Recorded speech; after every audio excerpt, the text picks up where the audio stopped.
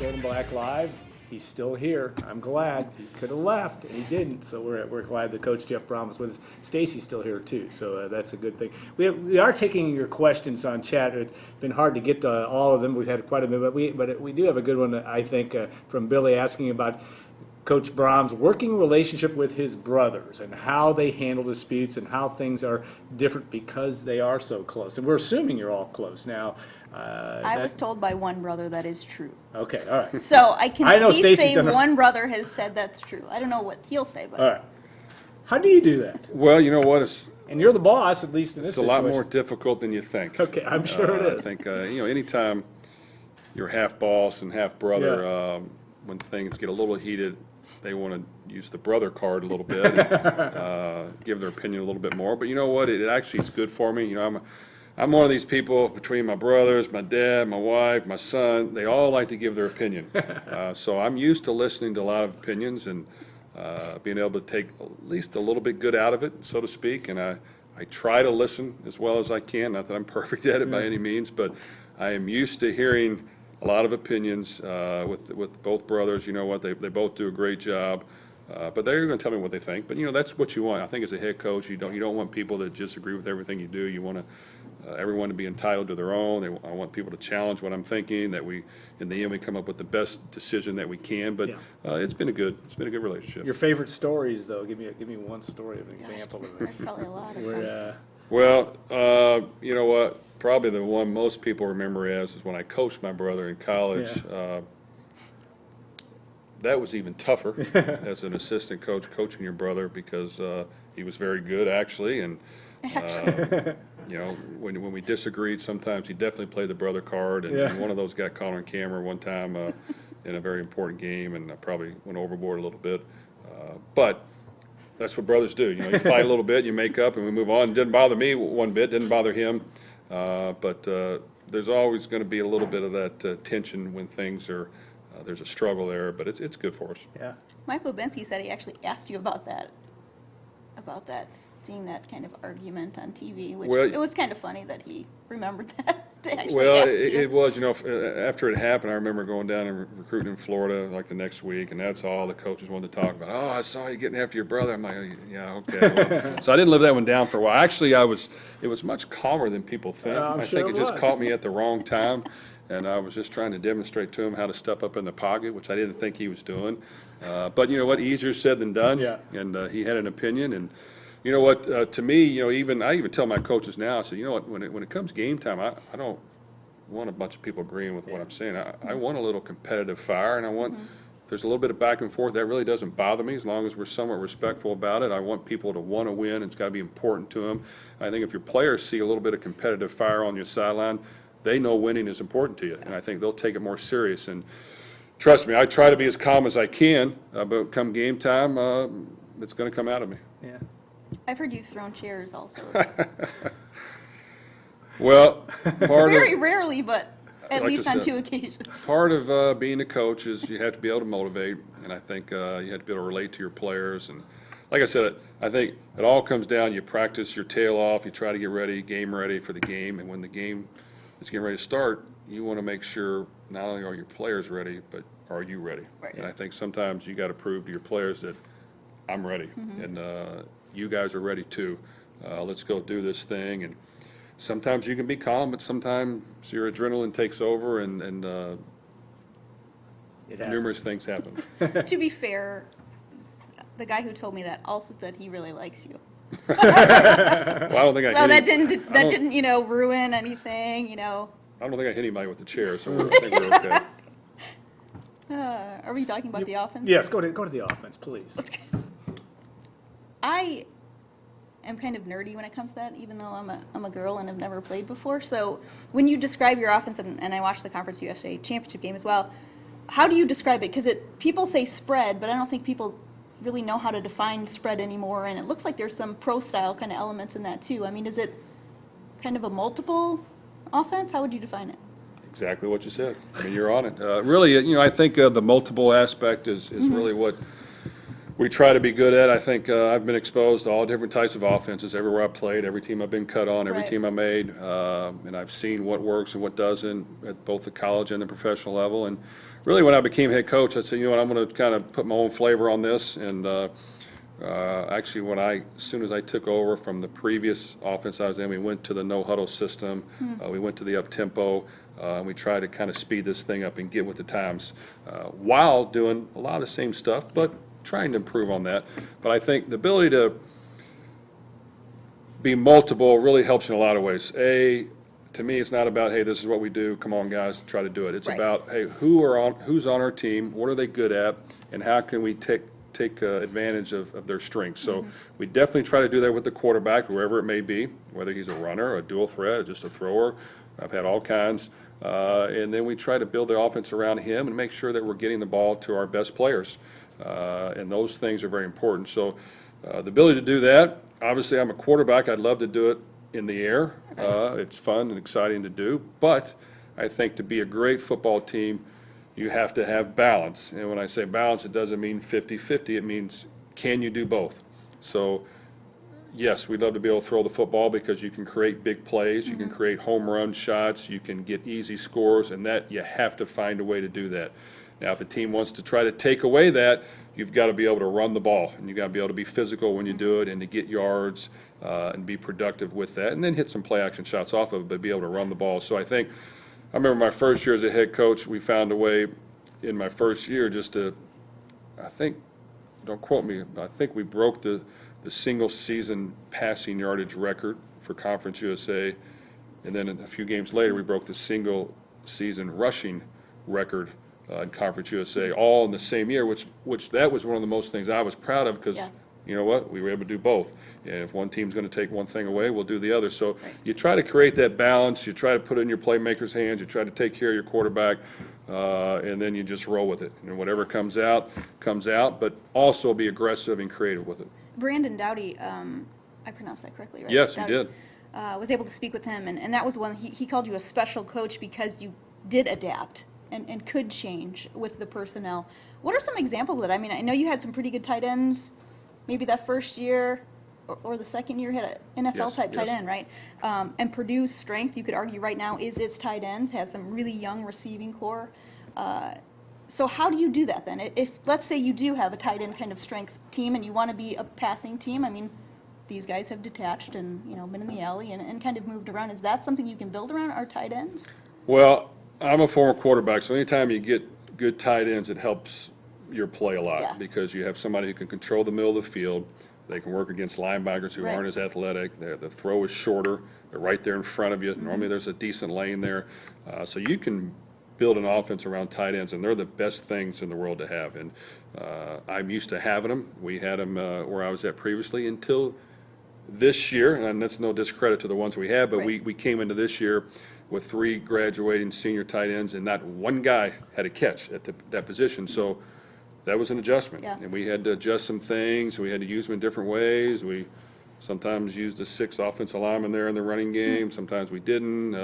We had to be creative with it. And once we kind of got over the hump with that, we were very productive with what we did with the tight end, with him not in, with an extra lineman in. Whatever we had to do, I thought we adjusted well, and we were able to reel off 7 in a row victories. But when you have 2 physical guys that can be in the line of scrimmage and block and catch balls and are big and strong, it's going to help your offense. So you've used, nobody else cares about this, I apologize. But you have used like 12 personnel or 11, or did you have like a standard kind of grouping that you like the most, or is it just based on, again, kind of based on what you have? We do always like to have at least 1 tight end in the game, sometimes 2, and some short yards go on. We'll put in more. But sometimes in passing, obvious passing downs is where the tight end will come out, unless we have a really good receiving tight end that can work in between the hashes. But normally a tight end is valuable, I think, and whether you're in 2 backs or in 1 back, it doesn't matter. Sometimes you do like to spread the field with him in there as well, and sometimes you like to displace him and get him one-on-one with in some matchup issues. But yes, I would like to be able to play with a tight end, but be very multiple when we do that. Sorry, Alan, go ahead. No, those are all good questions. your team's playing, your former team, but team close to your heart, playing tomorrow night, and obviously that has in its bowl game, but has an impact on your timetable for assistant coaches. Where are you looking there? I mean, you've been pretty upfront of saying that you're going to be respectful for that, but do you hope to name those the 21st, or are you going to wait till after Christmas, or how do you look at that? Well, I think there'll be a lot of decisions made in between Christmas and New Year's. I think that not only their bowl game, but other bowl games are going to be played. And, I kind of have been talking to quite a few people in the last couple of weeks about possibilities that we could have, and kind of have a little pecking order of, hey, if this guy ends up saying no, here's the next one, here's the next one, here's the next combination. And so that work has been going on behind the scenes. I really haven't been committed to anything specifically on that, because I want to let it play out a little bit and see how the bowl games go, and evaluate all that as well. And I think that it's about really getting the best people that want to come here. They understand the expectations, the challenge that we have. They're going to have to want to come in and work at it and be creative and believe in the same beliefs that I believe in, and of how to practice and how to motivate young men and how to be there for them and how to create an environment that they can achieve success. So really, everyone always wants to kind of, hear names, and that's all great, because there's a lot of great coaches out there, but I think you have to have the right combination of people that understand what they're getting themselves into, that want to be here. Trust me, wanting to be here and wanting to make a difference means a lot more than someone just coming and then a year later, if something better comes for a few extra dollars, they move on. I really don't want to get into all that. I think you have to have people that want to be committed to making this thing work. So after talking with people over the phone the last couple of weeks, I feel like I have a decent idea of what direction we're going to go, depending on a few things with how that happens. But I think we'll get good people in here. It will be special to work with Brian and Greg again, though. Well, I think, any head coach that's a quarterback, the quarterback position is very important. And now that I'm kind of the head coach, I do like to have somebody that knows how to coach that position. So I think anytime you can get a guy that's just got done playing it in college and the NFL and was there and been there, he kind of knows the reality of how it works. And, it's different than what's in the book and on the chalkboard and what you're looking at videotape. No, have you been in there, been under fire when people are coming at you and you're getting hit? How do you handle that? So he's been great at that, because he's just fresh out of it. He relates extremely well to players. He's calmer than me, which is good. That's what I heard. He's under control. He gives his input. He kind of sees things the way I do a little bit. So he's been very valuable. My older brother, Greg, has been our director of operations for a long time. And he's really good at what he does. He's a guy that does all those little things that no one knows about in an operational standpoint. But he is a football analyst to a certain degree, where he's a guy that, more like an ops guy, he's going to evaluate our videotape at the end of each game, offense, defense, special teams. He's going to write it up, what he thinks he sees, even though he doesn't know any of our terminology, but basically what he sees from a fan standpoint of, why do you keep running outside when you got a big hole? Or why do you keep running up the middle on 3rd and short when you can go outside? So little things like that, where when you get caught in a room as coaches, you're so consumed with what you're doing, you're like, well, you know what? Yeah, you're right. Why are we doing that? And it's just like you guys, when you give your input, half the time we don't like to hear it, but you know what? There's probably at least a little bit where you're right. So maybe a little bit more than that. but he Listen to her, you'll be all right. Well, she is sharp, but he's kind of very similar. He's going to kind of give the normal fans' opinion after every game, and then he does it during practice and spring practice. So he kind of gives a little bit more than the true operational standpoint, because he was a former player. He's a good player as well. And, obviously somebody that I trust. He coached high school, right? Coached high school football as well, and he was a 3-year starter at Louisville at receiver. Says I didn't throw him the ball enough, but I told him he needed to get more open, but he didn't want to hear that. 4.45 speed, I'm told, on him. So. Obviously, that came from my dad. Yes, yes. And your dad said he was fast, but of course it was just a hand timer back then, so. That came from my dad as well, yeah. Sundial. He was real fast. Will you do multi-year contracts on your assistants? Or at least the coordinators? Do you know that yet? I think we're going to get to that, yes. I think after talking with Mr. Rubinski, we're going to get to that for our guys and make sure that, we're catching up with the times on that. Yeah. All right, now there's a thing called defense. and you know you're going to have to stop people. You talked about that in the press conference. That really defense still wins championships as much as you're on the surface. Your experience has been in offense. So what do you look at in your defensive coordinator, and what will you put on your defense from your position? Well, I think from a defensive standpoint, the more I've been a head coach, the more I've been involved somewhat in that room. And not that I step on toes, but I'm very diplomatic in what I do. But I do want to make sure they understand, from an offensive guy, this is what we're really trying to do, and this is what we don't like to see, and this is what I don't want you to do. And then from a quarterback standpoint, I don't want you to blitz up the B gap and come right down the bow of my face every time they're, what do I not want to see? So I try to give that to our guys quite a bit. I try to, as much as I study offense, I study defenses, and it's important that I'm up to speed on what teams are good, what are they doing, and why are they doing it. Yeah. And we talk to them in the offseason, and we study it, and we've done a good job of that the last 2 years where I've been at, and we've been able to improve our defense to where we've been #1 in the conference. But you have to do those things, not only as a staff, but also as a head coach, in my opinion, because I like to have my hands in a little bit, but also let your guys coach and work and do what they believe in. So that's very important to me. When it comes to the staff, I think you kind of hit on before, but you got to have the right mix of guys in there. And I think everybody always wants to talk about who's going to be your defensive coordinator. Can you go get a big guy and pay him a lot of money, which is great. But all those things are fluid. You look at a guy like Jim Lovett, who's now went to Oregon. 2 years ago, no one wanted him that much, and maybe even last year not as much. Also now, his team's experienced, they played well, and he's hot. So I think you have to study the whole picture and the big picture. And I think what I'm trying to do right now with what the guys I've talked with is I'm going to try to, if I can, build an all-star staff. A lot of guys in the room that have been there and done that, that have an opinion, that have been thrown on the fire, and that are able to adjust and that are able to work together.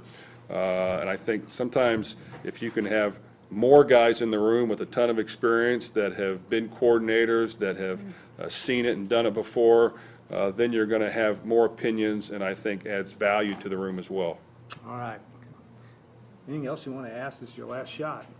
We'll move on to the next. Okay. All right, I'll give- We'll give him a chance to come I'll up be first. nice. All right, we're going to move to segment 3. Brian Newbert will join us. We'll talk recruiting, philosophy, what Coach Jeff Brohm is going to be looking as he tries to get prospects to Purdue, not only this year but on down the road.